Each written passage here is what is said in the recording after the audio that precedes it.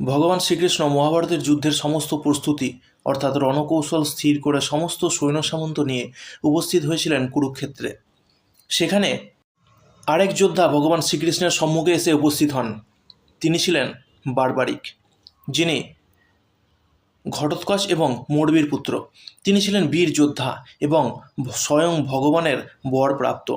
তিনি মাত্র 3টে বাণেই মহাভারতের যুদ্ধ শেষ করে দিতে পারতেন।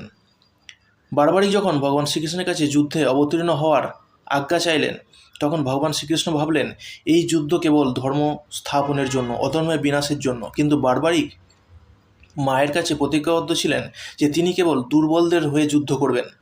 তাই ভগবান শ্রীকৃষ্ণ তাকে যুদ্ধে বিরত থাকতে বলেন এবং তিনি বললেন যে হর্ষ পর্বতের চূড়ায় বসে যেন সমস্ত যুদ্ধ পরিদর্শন করেন এবং ফলাফল লক্ষ্য করেন।